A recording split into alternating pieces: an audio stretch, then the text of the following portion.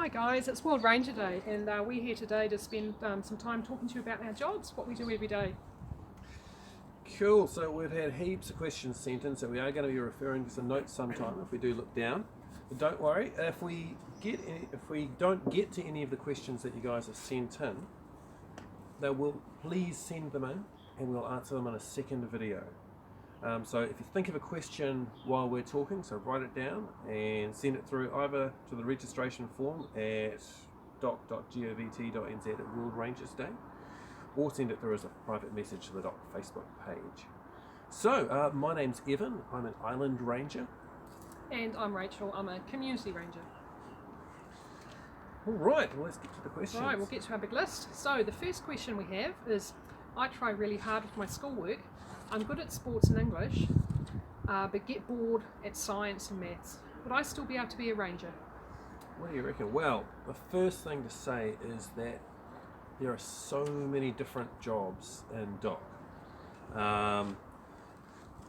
So the answer is yes, there is going to be some place here for some job here at Doc that you can do. So we've got things like, you could be a hut warden. You get to live in a hut, keep it clean, tidy, maintain it, all that sort of thing. Or you could be on a weed team, getting out there, digging in, controlling weeds. Or you could be like what Rachel does.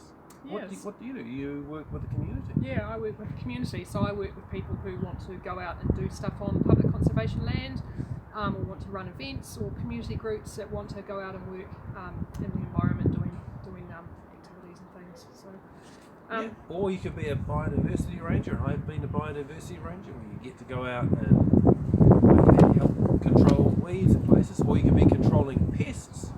So that's getting out, setting traps, maintaining them, killing things, monitoring things. Looking after the wildlife. That's always popular. Yeah. Or you could be a wreck or a historic ranger. You guys get out and maintain tracks. They get to build new structures. You get to mow lawns and do weed eating, all that sort of things. But then there are other people who support that.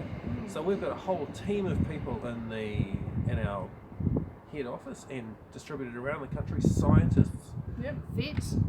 Yeah, we've got people who do maintain computer systems, do all the GIS, make us maps. Do all our really important admin stuff. Oh yeah, lawyers, engineers. So all sorts of people. Builders.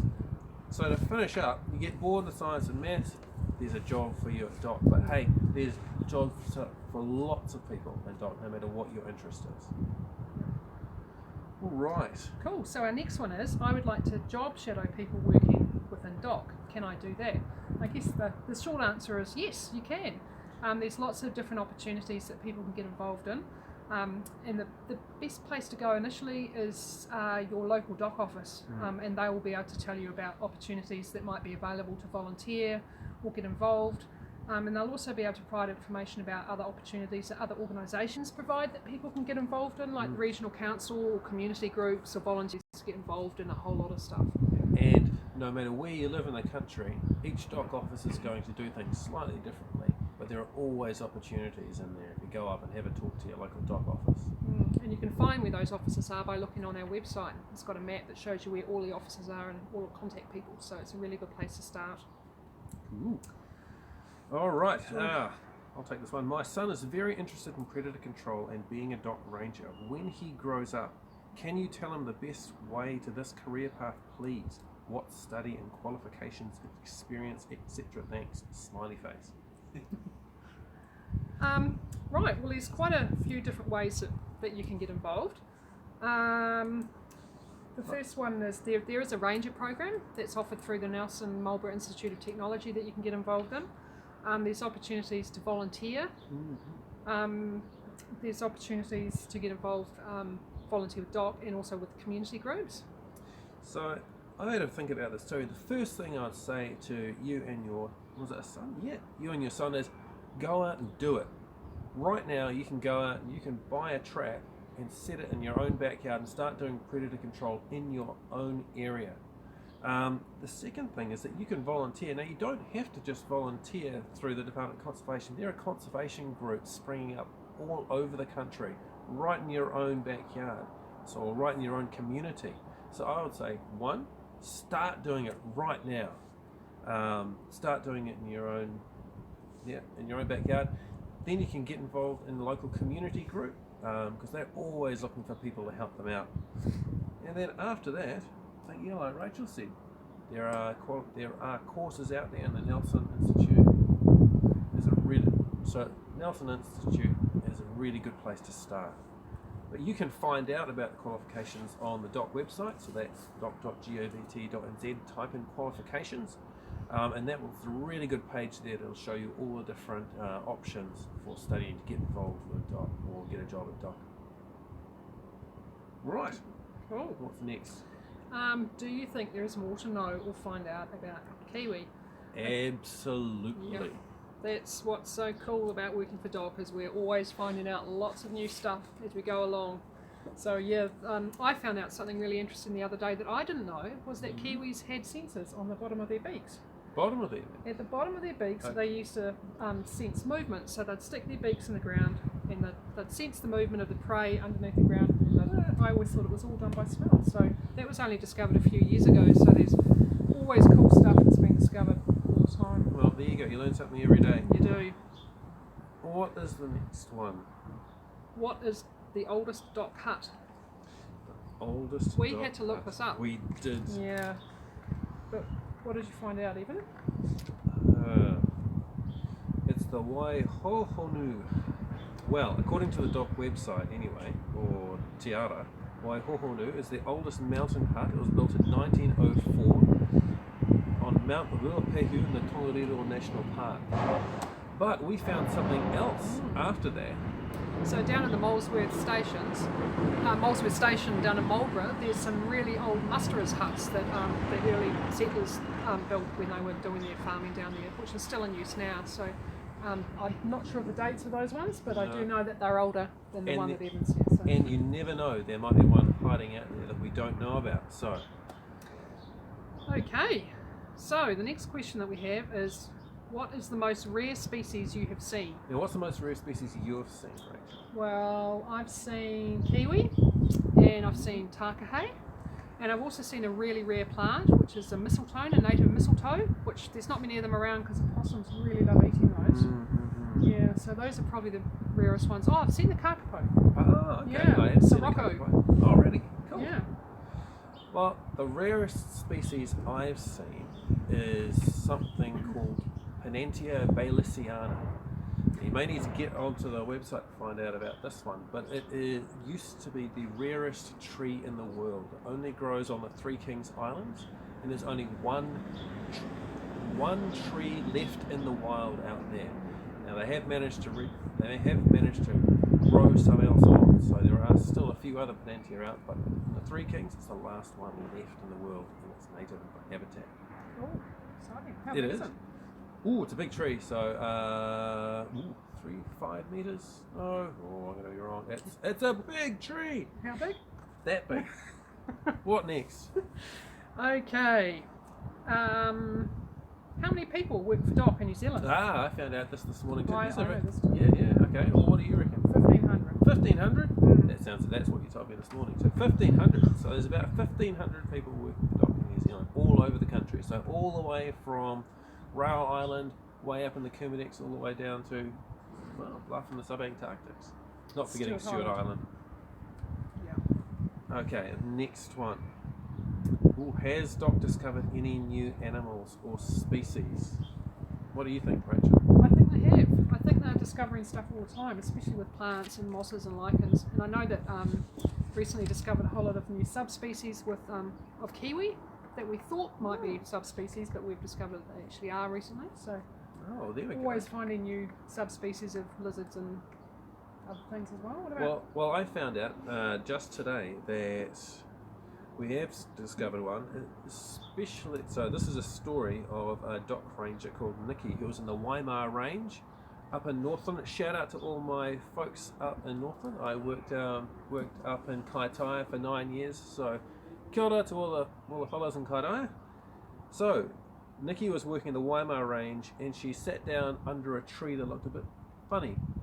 So she took some photos, took some samples, and it turned out there was a whole new species. It was a relative of Kamahi, and they called it Akama nubicola. So there we go. So if you're Awesome. working with Doc, you can find new species. Yeah, you never know what you're going to find when you're out in the bush, out and about. Mm-hmm. Yeah. Right. Did you want to be rangers when you grew up? If not, what did you want to be? What did you want to be, Rachel? I actually wanted to be a botanist, so I wanted to learn all about trees and plants. But that kind of morphed into an appreciation for the outdoors. I spent all my summers tramping and camping, so yeah, my love of trees went into a love of the landscape and the nature, and that's how I got into being a dog ranger. So Oh, there we go. yeah, what about you? I wanted to be a marine biologist. So I liked getting in and snorkeling and getting out and getting into the water. So yeah, that's what I wanted to be before I grew up. Yeah, so you're on an island now. I'm on an island now, So you're pretty close to, getting there. yeah, getting closer to the water. Yeah. All right, what next? What is the coolest animal you've worked with? Ooh, what's the coolest animal? I love giant wetters. Ah. Okay, tell me about giant wetters. So when have you worked with giant wetters? Well, when have you worked with giant When wetters? have I worked with giant wetters? Well, I've worked with all sorts of Because places. your island has giant wetters. My island does have giant wetters, because giant wetters only exist on islands now. Or in a place that's got predator control around it. But I've worked with a lot of really, really cool little critters. Just trying to find the whole list because it's a really long list. But yeah, flax snails are an awesome thing up north. I love working with little flax snails. We work with riflemen. We work with robust skinks. Translations of those. But yes, when we came down and to where we are now, working on a giant wetter is so cool. They're like little armoured sheep walking around and munching on the grass, and they're just so calm and really cool. So I agree with you. That's an excellent choice. Thank you. I do my best. Okay, what have you got now? What is the favourite part of your job? What is the favourite part of your job? So the favourite part of my job is I have worked for a whole bunch of different places in New Zealand for Doc. Every place I work, there's a cool little part of the country that I've never found before and that I've never seen before. So the coolest part of my job is getting to see all those really neat undiscovered locations, all the cool little special places in your own backyard, wherever that backyard may be. And I'm the same. I've worked in lots of different places as well, and my favourite part is just getting out and exploring parts of New Zealand that a lot of people don't get to see, and have experiences that a lot of people don't get to have. So there's some really special stuff in special places that we get to be part of, which is really neat. Okay, what is your favourite bird and why? I really like fantails, the little pea waka wakas. Other sort of birds that everyone probably has in their backyard and they would have seen. They're pretty common and they're pretty cool. I just really like them. They're cheeky and they're always present. They've always got something to say, and they follow you around. And Yep. yeah, they're just cute. They're a pretty cool bird. So my Yeah. favourite bird is the titi pounamu. That's the rifleman. They are the smallest bird, apparently the smallest bird in New Zealand. But specifically for me, my favourite bird is the species that lives in the Wada forest. It's the most northerly population of riflemen in the country. So shout out to all my folks in up near the Hokianga Harbour, near the Wada forest, Pangaru and Paorenga. The coolest thing about them is that their chirp is so high pitched that old people can't hear them. No way. No, so I didn't even know now that. I'm starting to lose my hearing and I can't hear. So kids can hear. If you want to go to look for riflemen, children are going to hear them the best. That's So if you cool. want to do some monitoring for riflemen, And they're take some tiny. kids. Like they're literally the size of a tiny. tiny wee thing. Yeah. Yeah. That's so cute. Right. Where are we?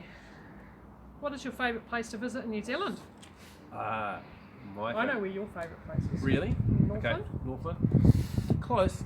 So my favourite place is Raoul Island or Rangikahua. which is the most northerly bit of New Zealand. So you need to go on Google Maps and search up that, and it's halfway between Auckland and Tonga.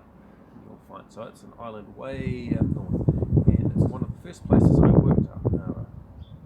worked in for Doc. So I have a great affection for Rail Island, but not many people get to visit it. So if you want to visit a really, really cool place, my favourite place, it might just be at Northland, it's Tauputuputu Bay. It's the first campground about 5 minutes south from Cape Reinga or Te Rerenga Wairua, and it's just a really cool beach. It's a little surf beach, it's got an estuary, there's a campground, you can walk the Cape Walkway. It's just cool. Yeah, my favourite place is probably the Marlborough Sounds. There's some awesome stuff to do down there. You can go kayaking, there's some great beaches, there's a fantastic tramping trek that you can do from one end of the Sounds to the other. And it's just so quiet and peaceful. There's little campgrounds tucked in all the little bays and lots of little beaches that you can go and stay in, and it's just a beautiful spot. So. All right, okay, so the next question. How long have you worked for Doc, and how did you get your job? Well, I've worked for Doc for quite a long time. I was thinking about this the other day, and I almost don't want to say that I've worked for Doc for 15 years on and off in various locations and in various roles. I started out working in Rotorua, doing recreation planning and management, and then I came down and worked in National Office for a while, doing recreation stuff. Then in between having a family, I've come back here and worked. So yeah, a long time, and I got my job basically just because I had a real interest in the natural environment and recreation. So an opportunity came up, and I was fortunate enough to get it. So you didn't specifically study? I did do conservation management. And planning. So right. Yeah, so I studied that, and then Okay. Well, great. Okay, so for me, I've worked for Doc for around 14 years.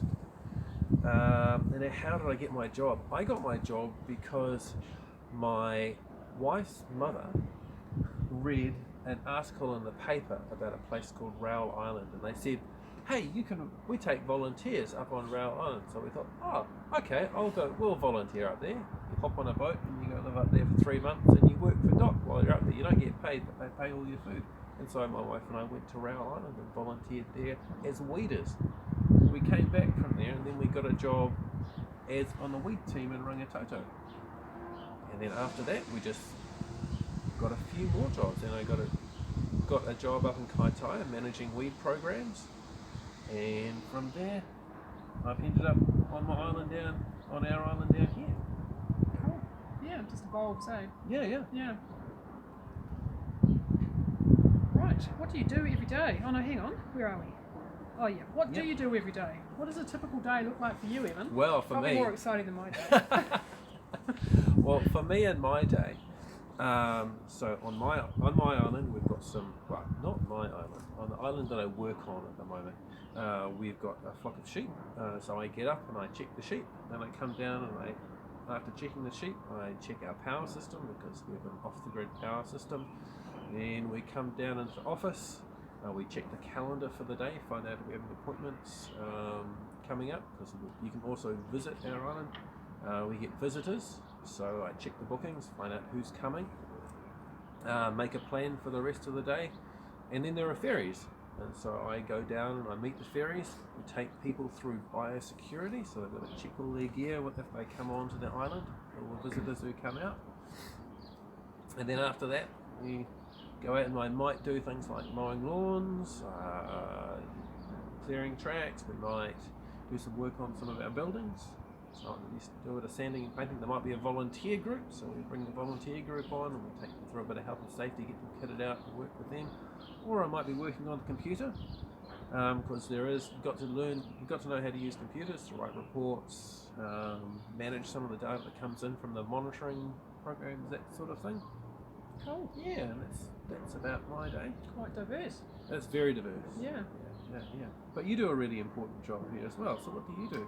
Right, well I'm pretty much based in the office for most of my time, but as I said in the intro, I work with people in communities who want to go and do stuff on public conservation land. So if someone, for instance, wants to hold a running event up in the hills, they'll come and talk to me. If someone wants to organise to do some research on a particular species or on a particular place, they'll come and have a chat to me. Yeah. If people want to do things on my island, I send them to Rachel. That's right, I talk to Evan when people want to do stuff on your island. Or the island. Some of the stuff I do is around education. I go and work with it's a very noisy truck. You've probably heard none of that. But yeah, some of it's around education. I work with schools and school groups and children about stuff to do with conservation and those sorts of things. And yeah, sometimes I get to go out and look at development sites and things like that. So yeah, do a whole range of stuff. Sometimes I go out and help with the rec teams and the bio teams going and doing their work that they do. So it's a real mixture. Oh, great. Okay. Rachel, do you need to be strong to be a ranger? Well, it depends what you do, really. Some of the positions you would need a certain degree of strength, but I would say that is not the defining thing that a ranger needs to be. No, I think there's lots of other skills that a ranger needs to have. So yeah. So if you remember back to the start, all the different things you could do for DOC, all the different jobs there are in DOC, don't need to be the biggest, strongest person in the room. You do not need to be the rock in order to work for DOC. No, that's right. And you can quote me on that. Okay. What should I study at school if I want to work for DOC one day? Not one day, no. Okay, that's a great question. So, I'm going to remind you about all those different things that you can do if you want to work for DOC. And so the first thing to say, if you want, what do you want to study at school, you should do the best you can at whatever subjects that you are going to be taking. Because no matter what you do at DOC, they want to see people who are really interested in doing well. So, do well at whatever it is that you are studying. What would you think?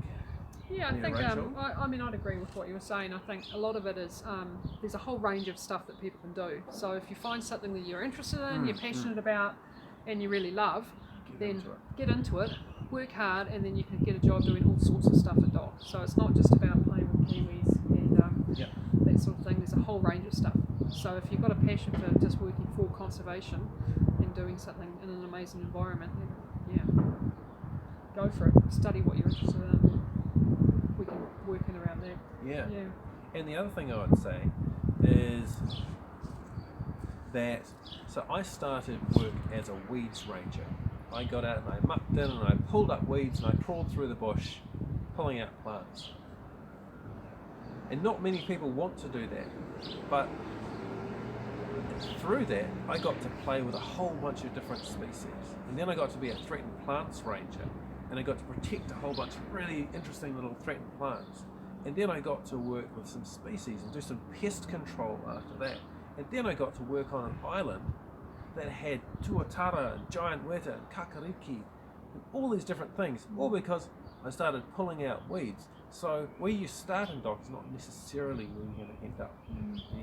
There are always different opportunities the whole way through. Yeah, there is, and you can really go off in a whole lot of different directions if that's where your passion is. So it doesn't, it's good opportunities.